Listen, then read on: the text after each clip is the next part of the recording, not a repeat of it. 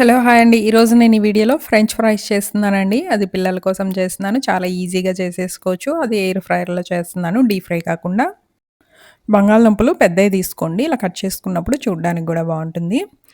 ఇలా పైన తొక్క తీసేసి ఇక్కడ చూపిస్తున్న విధంగా ఇలా సన్నగా కట్ చేసుకొని వాటర్‌లో వేసుకొని ఇవి బాగా కడుక్కోండి. ఒక 2, 3 సార్లు కడిగితే పైనున్న స్టార్చ్ అంతా పోతుంది. వీటిని ఒకసారి ఒక 5 మినిట్స్ అయినా ఆరబెట్టుకోవాలండి. తడంతా పోయే వరకు. ఒక కాటన్ క్లాత్ మీద గాని, టవల్ మీద గాని వేసి ఆరబెట్టేసుకోండి. ఇలా ఆరిపోయిన తర్వాత ఇప్పుడు ఒక బౌల్‌లోకి వేసుకోండి. ఇప్పుడు ఇందులో లైట్‌గా కొద్దిగా సాల్ట్, కొద్దిగా కారము, కొద్దిగా పెప్పర్ గూడా వేసుకోండి.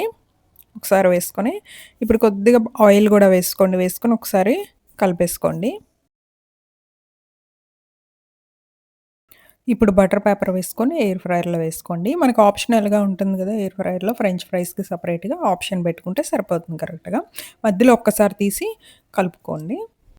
ఆయిల్ లేకుండా ఫ్రెంచ్ ఫ్రైస్ ఈజీగా రెడీ అయిపోయినాయి కదా! ఈ వీడియో మీకు నచ్చినట్టయితే తప్పకుండా ట్రై చేసి ఎలా వచ్చిందనేది నాకు కమెంట్ చేయండి. బాయ్.